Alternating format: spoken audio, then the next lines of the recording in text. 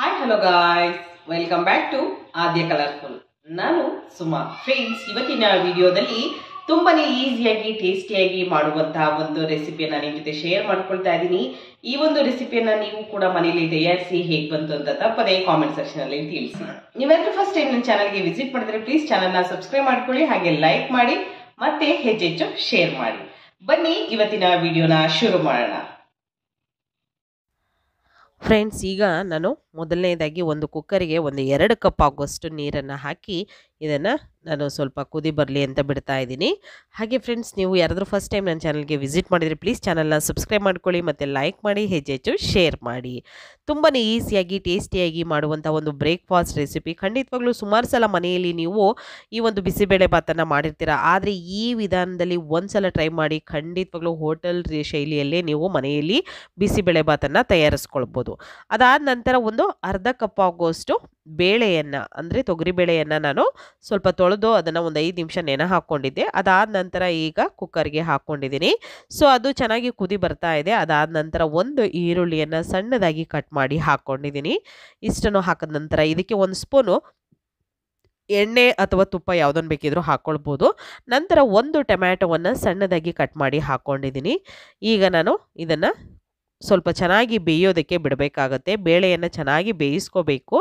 ಅನಂತರ ಬಟಾಣಿಯನ್ನು, ನೆನೆಸಿರೋವಂಥ ಬಟಾಣಿ, ಹಸಿ ಬಟಾಣಿ ಇದ್ದರೆ ಹಸಿ ಬಟಾಣಿ ಕೂಡ ಉಪಯೋಗಿಸ್ಕೊಳ್ಬೋದು. ಸೊ ನಾನಿಲ್ಲಿ ನೆನೆಸಿರೋವಂಥ ಬಟಾಣಿಯನ್ನು ಹಾಕ್ಕೊಳ್ತಾ ಇದ್ದೀನಿ.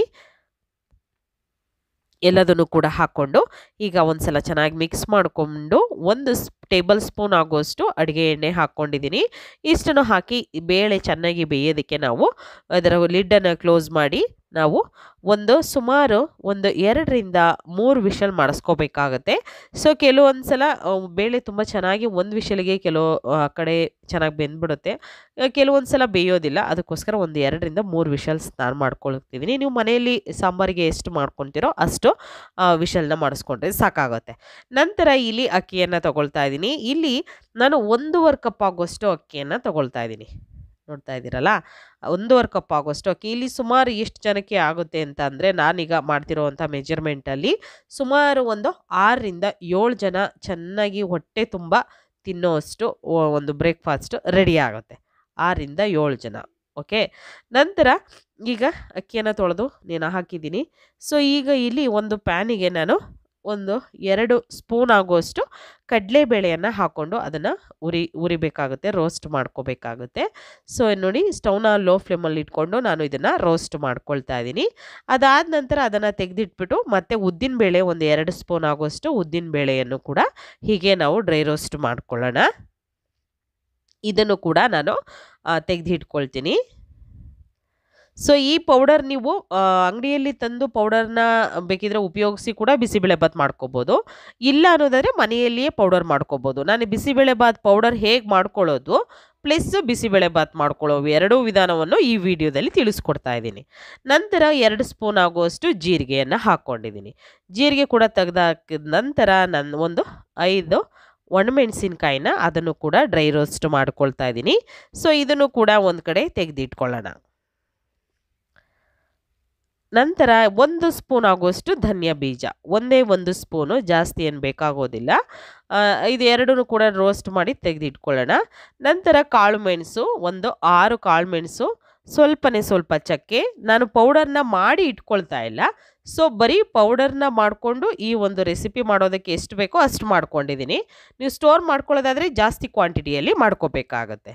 ನೋಡಿ, ಎಲ್ಲದನ್ನು ಕೂಡ ಒಂದು ತಟ್ಟೆಗೆ ಇಟ್ಕೊಂಡಿದ್ದೀನಿ. ಸ್ವಲ್ಪ ತಣ್ಣಗಾಗಲಿ. ತಣ್ಣಗಾದ ನಂತರ ಒಂದು ಮಿಕ್ಸಿ ಜಾರ್ಗೆ ಹಾಕ್ಕೊಳ್ಳೋಣ. ಮಿಕ್ಸಿ ಜಾರಿಗೆ ಹಾಕಿ ನಾವು ಇದನ್ನು ಪೌಡರ್ ಮಾಡ್ಕೊಂಬರಬೇಕಾಗುತ್ತೆ. ನುಣ್ಣಗೆ ಎಷ್ಟು ಸಾಧ್ಯ ಆಗುತ್ತೋ ಅಷ್ಟು ಸಾಧ್ಯವಾಗಿ ಪೌಡರ್ ಮಾಡ್ಕೊಂಬರೋಣ. ನಮಗೆ ಇಲ್ಲಿ ಬಿಸಿಬೇಳೆಭಾತ್ ಪೌಡರ್ ರೆಡಿಯಾಗಿದೆ ಫ್ರೆಂಡ್ಸ್. ತುಂಬ ಬೇಗ ನೀವು ಬಿಸಿಬೇಳೆಭಾತ್ ಪೌಡರ್ನ ಮನೆಯಲ್ಲೇ ಮಾಡ್ಕೊಳ್ಬೋದು. ಸೊ ಬಿಸಿಬೇಳೆಭಾತ್ ಪೌಡರ್ನ ಈಗ ಒಂದು ಬೌಲಿಗೆ ಹಾಕ್ಕೊಂಡಿದ್ದೀನಿ. ಪೂರ್ತಿಯಾಗಿ ಹಾಕ್ಕೊಂಡ ನಂತರ ಇದಕ್ಕೆ ಸ್ವಲ್ಪ ನೀರನ್ನು ಹಾಕ್ಕೊಂಡು ಕಲಿಸ್ಕೊಳ್ಬೇಕಾಗತ್ತೆ.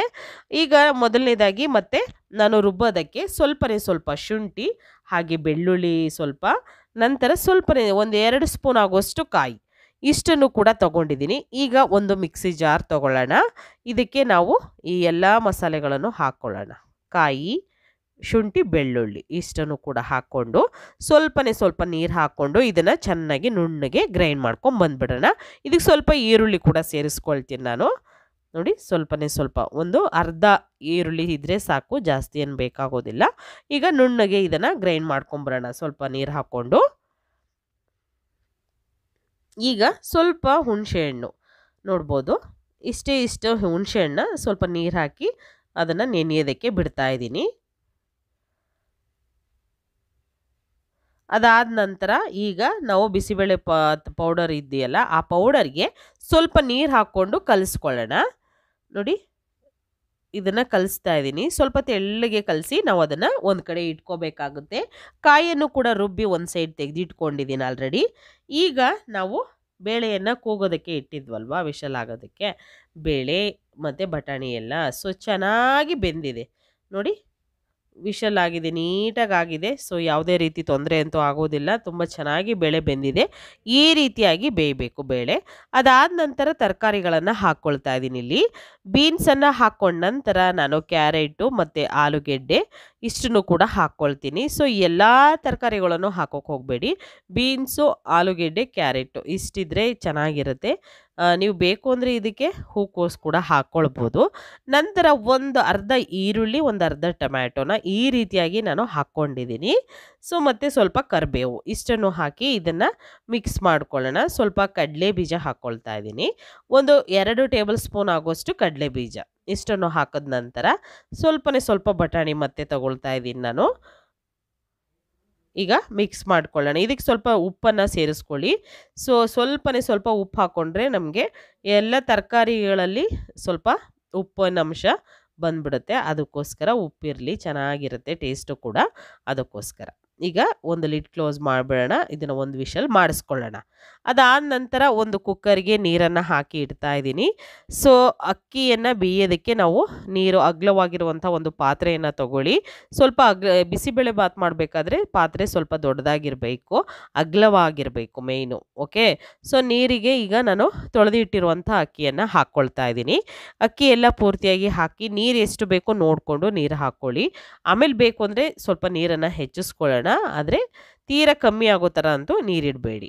ಓಕೆ, ಈಗ ಅದನ್ನು ನಾನು ವಿಷಲ್ ಮಾಡಿಸ್ಕೊಳ್ತಾ ಇದ್ದೀನಿ. 1.5 ಕಪ್ ಅಕ್ಕಿ ಹಾಕಿದ್ದೀನಿ, ಅದಕ್ಕೆ 3 ಕಪ್ ನೀರನ್ನು ಹಾಕ್ಕೊಳ್ಬೇಕಾಗತ್ತೆ. ಸ್ವಲ್ಪ ಉಪ್ಪನ್ನು ಹಾಕಿ ನಾವು ಅನ್ನವನ್ನು ವಿಷಲ್ ಮಾಡಿಸ್ಕೊಳ್ಳೋಣ. 3 ಕಪ್ ಅಥವಾ 4 ಕಪ್ ನೀರು ಹಾಕಿದ್ರೂ ಏನೂ ತೊಂದರೆ ಇಲ್ಲ. ಅದಾದ ನಂತರ ಒಂದು ಪ್ಯಾನಿಗೆ 3 ಟೇಬಲ್ ಸ್ಪೂನ್ ಆಗುವಷ್ಟು ಎಣ್ಣೆಯನ್ನು ಹಾಕ್ಕೊಳ್ತಾ ಇದ್ದೀನಿ. ಅದಾದ ನಂತರ ಸಾಸಿವೆಯನ್ನು ಸೇರಿಸ್ಕೊಳ್ಳೋಣ. ಸ್ವಲ್ಪ ಸಾಸಿವೆ ಎಲ್ಲ ಸಿಡಿದ ನಂತರ ಕಡಲೆ ಬೀಜ, ಒಂದು ಅರ್ಧ ಕಪ್ ಆಗೋಷ್ಟು ಕಡಲೆ ಬೀಜವನ್ನು ಹಾಕ್ಕೊಳ್ತಾ ಇದ್ದೀನಿ.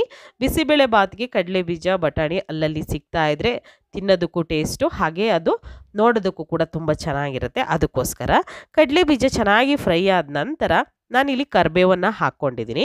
ಕರಿಬೇವು ಹಾಕಿ ಒಂದು 4 ಒಣಮೆಣಸಿನಕಾಯಿಯನ್ನು ಕೂಡ ಒಗ್ಗರಣೆಗೆ ಹಾಕ್ಕೊಳ್ತಾ ಇದ್ದೀನಿ. ಅದಾದ ನಂತರ ಒಂದು ಈರುಳ್ಳಿಯನ್ನು ಉದ್ದುದ್ದವಾಗಿ ಕಟ್ ಮಾಡಿ ಅದನ್ನು ಕೂಡ ಸೇರಿಸ್ಕೊಂಡಿದ್ದೀನಿ. ಈರುಳ್ಳಿ ಸ್ವಲ್ಪ ಟ್ರಾನ್ಸ್ಪರೆಂಟ್ ಆದ ನಂತರ ಒಂದು ಟೊಮ್ಯಾಟೊವನ್ನು ಉದ್ದುದ್ದವಾಗಿ ಕಟ್ ಮಾಡಿ ಹಾಕ್ಕೊಳ್ತಾ ಇದ್ದೀನಿ. ಈ ರೀತಿಯಾಗಿ ಹಾಕಿದ ನಂತರ ಒಂದ್ಸಲ ಚೆನ್ನಾಗಿ ಮಿಕ್ಸ್ ಮಾಡಿಕೊಂಡು ರುಚಿಗೆ ತಕ್ಕಷ್ಟು ಉಪ್ಪನ್ನು ಕೂಡ ಸೇರಿಸ್ಕೊಳ್ಳೋಣ. ಸ್ವಲ್ಪ ಒಗ್ಗರಣೆಗೆ ಎಷ್ಟು ಬೇಕೋ ಅಷ್ಟನ್ನು ಮಾತ್ರ ಹಾಕ್ಕೊಳ್ಳಿ. ಅನ್ನ ರೆಡಿಯಾಗಿದೆ ನೋಡ್ಬೋದು. ಈಗ ಅನ್ನಕ್ಕೆ ಸ್ವಲ್ಪ ನೀರು ಕಮ್ಮಿ ಆಗಿದೆ ಅನ್ನೋದಾದರೆ ಇನ್ನೂ ಸ್ವಲ್ಪ ನೀರನ್ನು ಸೇರಿಸ್ಕೊಳ್ಳಿ, ಏನು ತೊಂದರೆ ಇಲ್ಲ. ಅನ್ನ ಮೆತ್ತಗಿರಬೇಕು, ಜಾಸ್ತಿ ಉಡಿಯಾಗಿದ್ದರೆ ಚೆನ್ನಾಗಿ ಬರೋದಿಲ್ಲ. ಓಕೆ, ಮತ್ತು ಈಗ ಬೇಯಿಸಿರುವಂತಹ ತರಕಾರಿಯನ್ನು ಪೂರ್ತಿಯಾಗಿ ಹಾಕ್ಕೊಂಡಿದ್ದೀನಿ, ನೀರಿನ ಸಮೇತ ಹಾಕ್ಕೊಳ್ಬೇಕು.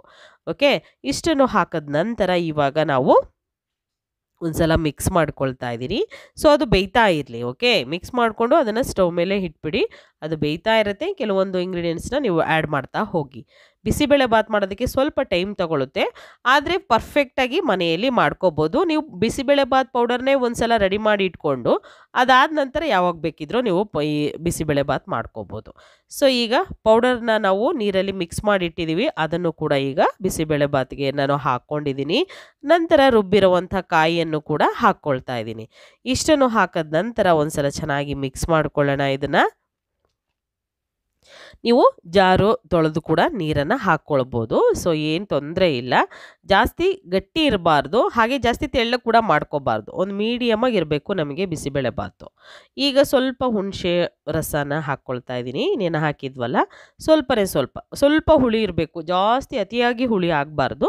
ಸ್ವಲ್ಪ ಹುಳಿ ಇದ್ದರೆ ಸಾಕು. ನಂತರ ಕೊತ್ತಂಬರಿ ಸೊಪ್ಪನ್ನು ಕೂಡ ಒಂದು ಹಿಡಿಯಷ್ಟು ಕೊತ್ತಂಬರಿ ಸೊಪ್ಪನ್ನು ಹಾಕಿ ಮಿಕ್ಸ್ ಮಾಡಿಕೊಂಡು ಒಂದು ವಿಷಲ್ ಮಾಡ್ಕೊಳ್ಳೋಣ. ಒಂದು ವಿಷಲ್ ಆದ ನಂತರ ನೋಡಿ ಈ ರೀತಿಯಾಗಿ ಬಂದಿರುತ್ತೆ. ಅದಾದ ನಂತರ ಈಗ ಒಗ್ಗರಣೆ ಮಾಡಿರುವಂತಹ ಒಂದು ಈರುಳ್ಳಿ, ಕಡಲೆ ಬೀಜ, ಟೊಮ್ಯಾಟೊ ಎಲ್ಲ ಹಾಕ್ಕೊಂಡಿದ್ದೀನಿ. ನಂತರ ಮತ್ತೆ ಕೊತ್ತಂಬರಿ ಸೊಪ್ಪನ್ನು ಸೇರಿಸ್ಕೊಳ್ತಾ ಇದ್ದೀನಿ. ಇಷ್ಟನ್ನು ಹಾಕಿದ ನಂತರ ಪರ್ಫೆಕ್ಟ್ ಆಗಿರುವಂಥ ಬಿಸಿಬೇಳೆಬಾತು ಘಮ ಘಮ ಅನ್ನಿಸ್ತಾ ಇದೆ. ಸೊ ಇಷ್ಟು ಟೇಸ್ಟಿಯಾಗಿ ನೀವು ಮನೆಯಲ್ಲಿ ತಯಾರಿಸ್ಕೊಳ್ಬೋದು ತುಂಬ ಬೇಗನೆ. ಬಿಸಿಬೇಳೆಬಾತ್ ಪೌಡರ್ನು ಕೂಡ ಮಾಡ್ಕೋಬೋದು. ಹಾಗೆ ಬಿಸಿಬೇಳೆಬಾತು ನೀವು ಕೂಡ ಮನೆಯಲ್ಲಿ ತಯಾರಿಸ್ಕೊಳ್ಬೋದು. ಅಡುಗೆ ಬರಲ್ಲ ಅನ್ನೋರು ಕೂಡ ಹೆದರ್ಕೊಳ್ಳದ ಹಾಗೆ ಇದನ್ನು ನೋಡಿ ನೀವು ತಯಾರಿಸ್ಕೊಳ್ಳಿ ಫ್ರೆಂಡ್ಸ್. ಓಕೆ, ಪರ್ಫೆಕ್ಟಾಗಿ ಬರುತ್ತೆ.